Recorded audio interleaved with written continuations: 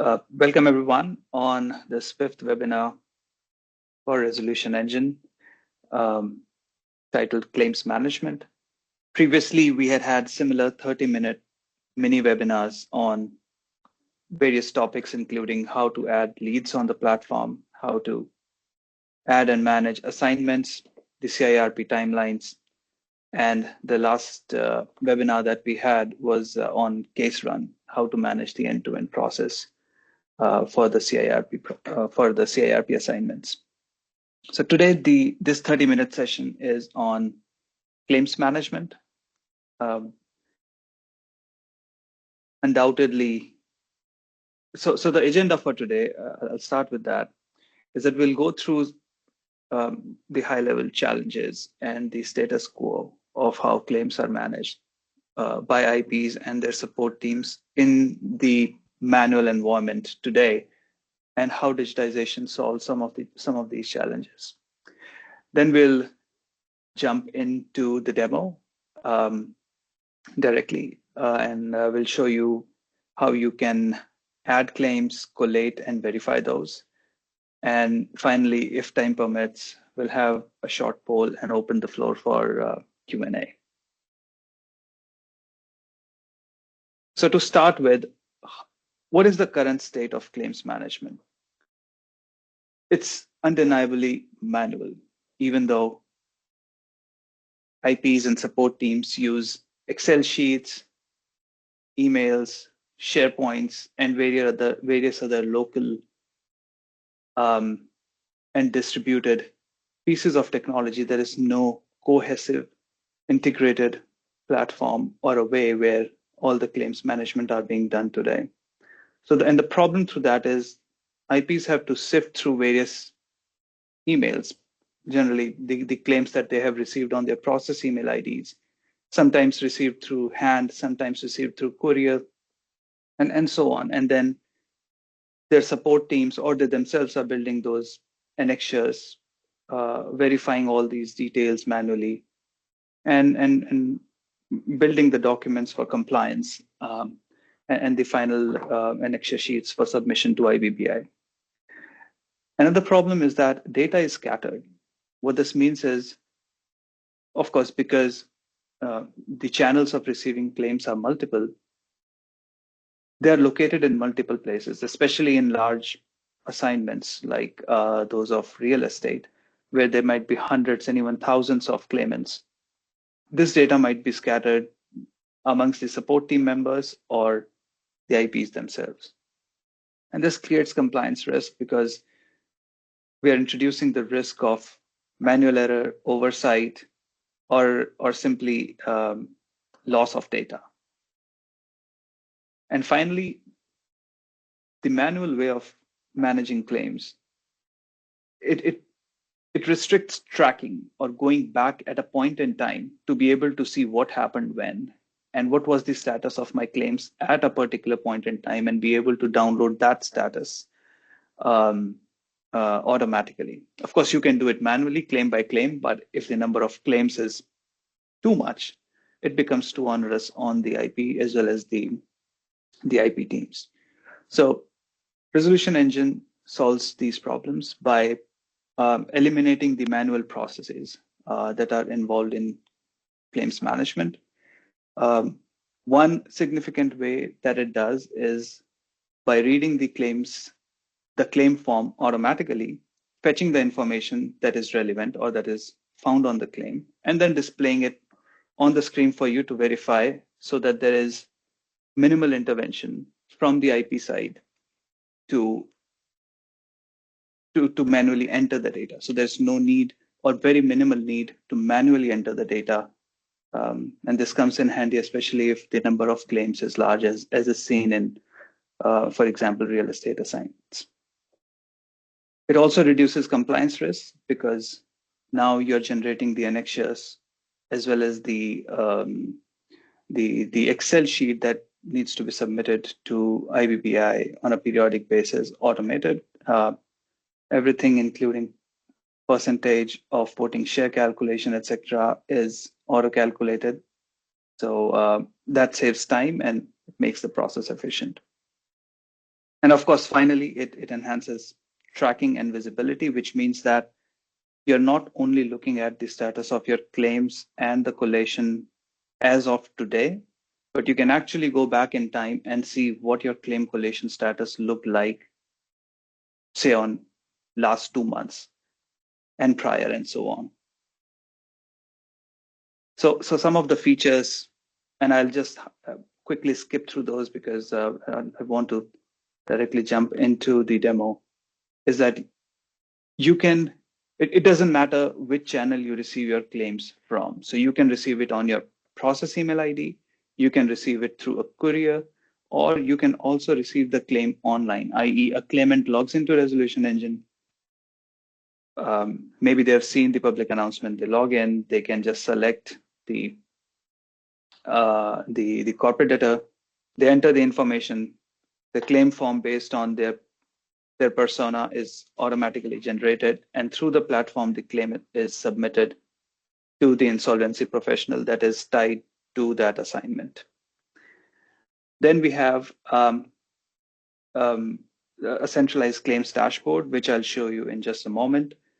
And finally, the verification process. It becomes very easy because all the documents, all the supporting documents that you need to make a decision are available in one place. So you don't have to go through multiple files. You don't have to go through shuffle back and forth between emails or ask your support team members to share different documents to be able to make a decision. Okay, I'll skip through this and I will directly go to the platform to make it easy for us. So do you see my screen and the case summary? Yes, Yes, sir. Peter. Okay, perfect. Maybe let me, I just close this. Okay, so I am logged in as an IP. So I'm logged in as a demo in my demo IP account. And here I'm on my assignment. This is a dummy assignment. It's called Karam Infrastructure Private Limited. In various occasions, we have spoken about these various tabs. You have case summary, case run, claims, meetings, your e-votings, documents, VDR, etc. So today, the focus of our attention is claims. So I'll directly go into claims. So this is my claims dashboard. And here I see all the claims that I have received so far. Each claim has a claim ID, which uniquely identifies the claim in the system, who the claimant was, what their persona or the claimant type is, the total amount claimed, the amount that I have admitted so far, the date on which it was received, the source it was received, the status it is in, and the remarks. Okay, so here's the summary. So this is the claim table, and I can filter based on the type of claim. I can filter based on the various status that the claim is in, and so on. So now let's assume that I receive a new claim today, or say I received it yesterday, and I want to add a claim. So what does that process look like? So I'm an IP, I receive a claim on my process email ID. I simply go to add a claim. Okay. So the first thing, sorry, may I request participants to please mute themselves because there's a lot of background noise. That will help everyone as well as the future viewers of this recording. Or Zubia, if you could please mute speakers if. Sure. Thank you. All right, so I start with uploading the documents. So I say, okay, go to claim form, and I say, okay, I select a particular claim form. So what happens is the system is now reading my claim form and trying to extract the information that is contained in the claim form. And there's also a place for me to attach various documents. Say, for example, somebody has submitted supporting documents like their PAN card. I'm just quickly adding some documents to show you what it would look like. and I would say some annexure 1.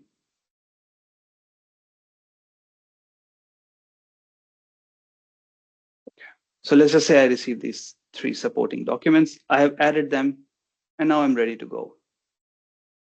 So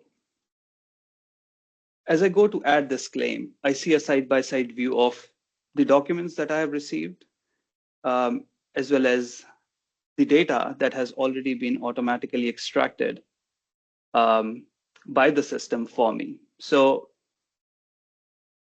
I know that this claim is that the financial creditor here is Bhala Finance Private Limited. I see that it has been extracted, their address, the type of creditor. I select the date when I received this claim because system would not know. So I have to enter when I received it. I say that I received it yesterday. And if I see any discrepancies, for example, I try to go next. It says that email ID is not found. So let's try to investigate and see this in full screen, why I don't see an email ID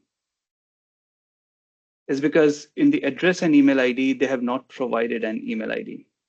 So I go back, and for the purpose of this demo, let's just say I'll enter a demo email ID, and I progress to the next stage. I enter the amount they have claimed. Let's just say it's 1 lakh rupees. Interest amount is just say 10,000 rupees, and there's no other cost claimed. And I go next.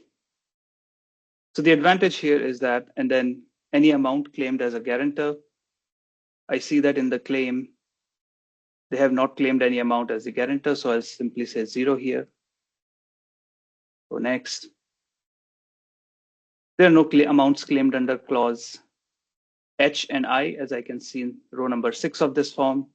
So I skip this, but I can also add the values here. It's for demonstration. I'll add a value here. Let's say name of the beneficiary is Sushant. Principal amount claimed 100, interest 10 rupees, no other cost claimed. And I add this. And I add one more person, say Arun. Again, 100 rupees claimed, nothing added. So I'm just quickly running through the data addition part because I don't want to invest your time there. So as far as the bank details are confirmed, I'll quickly see if the system has extracted the right information. So the bank name is ICICI Bank, account number ending in 4693, ending in 4693, IFSC code is so and so. So clearly branch is not mentioned here. So I'll have to enter the branch. By branch. And I save this claim. So now your claim is in the system and queued up. So it could be a support team member or the IP themselves who can now take the further action of verifying this claim. So you can see I've added this claim. It shows me the summary. It gives me the general details, everything that the system has extracted, the amounts claimed as guarantors as well as under section H and I, the details of the bank, as well as any attachments that I have attached as a part of this process. So let's just say a support team member has added all of this for you. Now your role as an IP is to verify this claim. So now for the collation and verification part, I'll select which annexure does this claim belong to. So this is a decision that I as an IP have to make. So does it belong to annexure 1 to 9? So depending on the type of claim that I've received. So it is a secured financial creditor in my case. So I'll select annexure 3. The system says, are you sure you want to proceed? Say yes, proceed.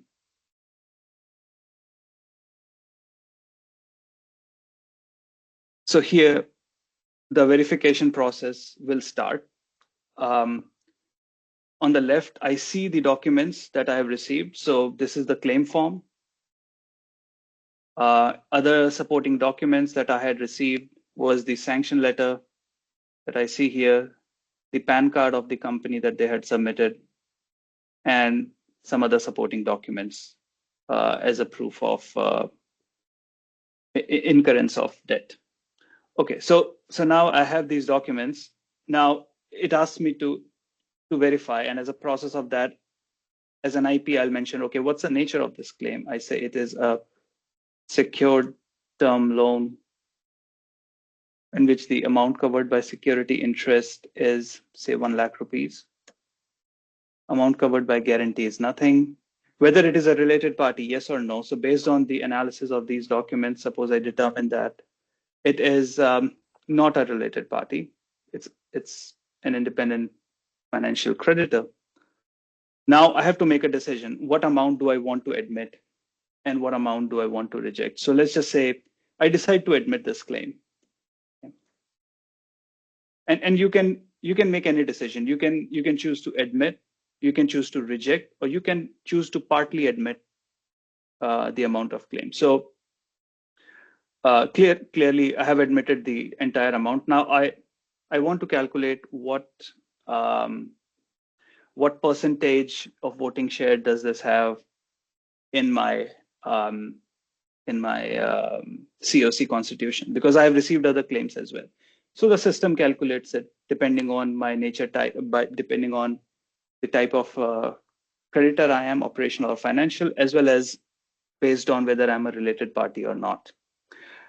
Now, any amount of contingent claim, I say no, I don't have a contingent claim. Any other dues, let's say no. And I move to next. So now I have the summary of claim with me. So here I see what I received. So the last step is preview and finish. I see what I received. I received a claim of so-and-so amount on so-and-so date with these details.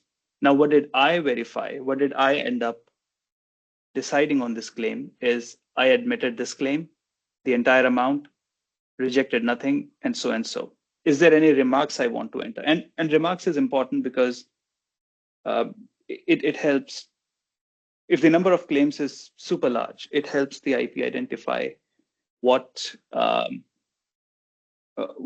decision was taken and what. So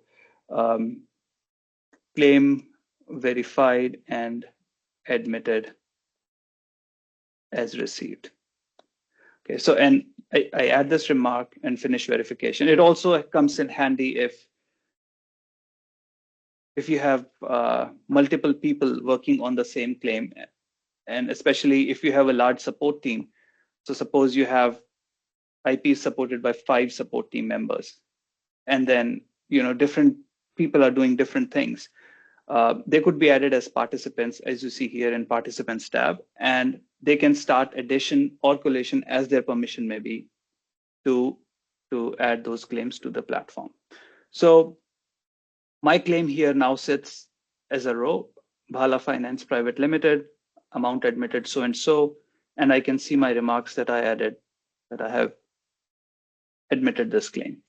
So how does this, and you can see there are some other claims that I rejected, some are still under verification, some are in progress. So whatever the state is, the IP can view that and also search if there's any claimant I want to search by name. So I want to search my claim Bhala Finance. I can see that here. So this was the claim addition, collation, and verification part. And I'm looking at time here. I know we have only 7 minutes left. I want to quickly cover the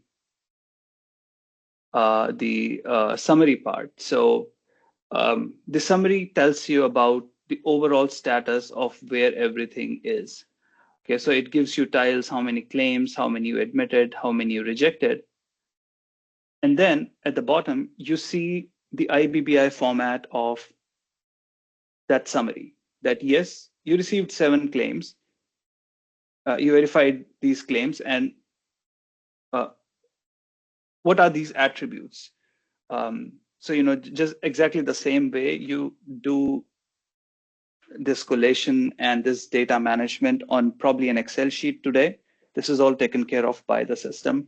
And the percentage of voting share in COC by various category of creditors is highlighted here. And then, of course, so this is the summary sheet. If you want to go into an annexure, you can look at that annexure type. So for example, in our demo, I added Hala Finance just now. So it sits under annexure 3 because I added it here, and you see all the details. So and so on and so forth for all the annexure types. Okay. Now suppose it's time for me to export these claims and submit my compliance report to IBBI. What I'll do is I'll simply hit export, and it'll ask me, what do you want to export? And I can select all annexures, or I can select if there's a particular annexure I want to select. So I'll click on everything, and it also asks me of as on date. So meaning that at what point in time do I want to export the claim status as of? So if I want to go back in time and say, tell me what the status, what this annexure summary looked like 1 month ago, I can download that. And this comes in handy, especially for audit purposes or for your own review, or in case of any dispute, anybody anybody can go back in time and see the status as is. So by default, I'll export. I'll export the status that we have as of today.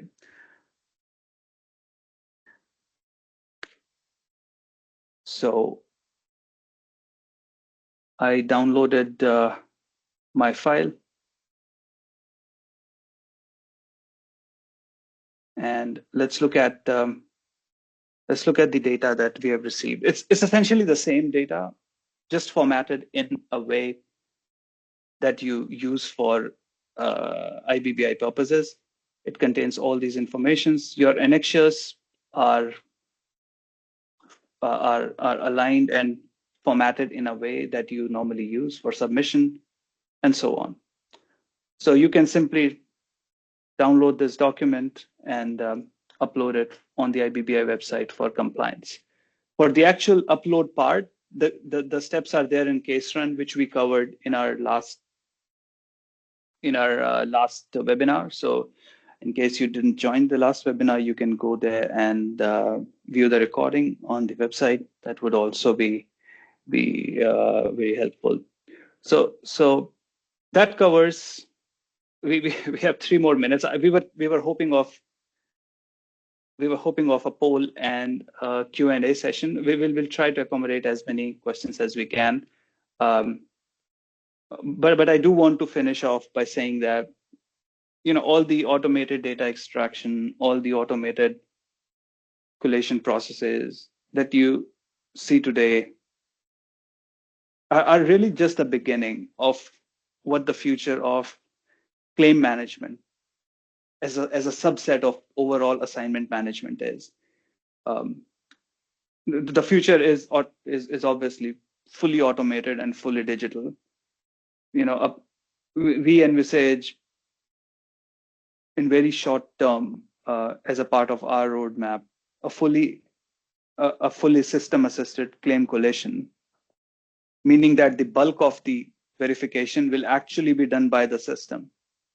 And the system will provide recommendations and any point of attention to the IP, saying that I have gone through so many documents, which an IP would take, say, days to go through, sanction letters, agreements, proofs and supporting documents, which take probably hours and days. The system can read and understand those in a matter of minutes and provide its recommendations that it looks like these data points do not match. It requires your attention. Please make a decision. So it's an assisted way of verifying claims. So with that, I'll pause and I'll open the floor for any questions you might have.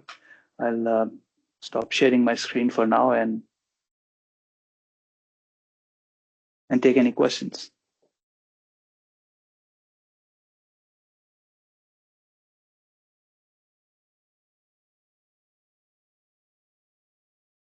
Please feel free to raise your hand or unmute yourself if there's any inputs you'd like to share with us, any feedback.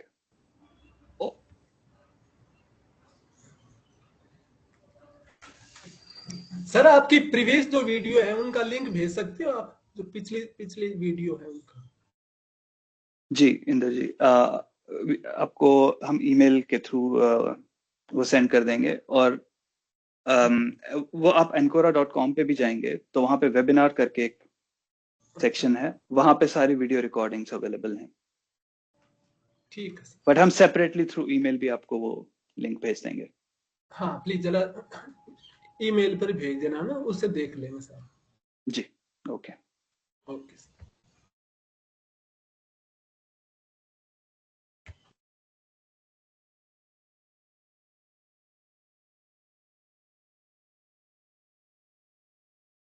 Okay, any other questions, comments, thoughts, feedback? Okay, seeing none, I think we can close today's call, and we will meet you soon in our next webinar, which is on meeting and e-voting module. So in that webinar, we will cover how you can conduct e-voting and your normal COC meetings, manage all the agenda items and all supporting documents through one place. And we hope to see you on March 13th for that. Till then, take care. See you soon. Bye, everyone. Thank you. Thank you. Thank you sir, thank you. Thank you. Okay.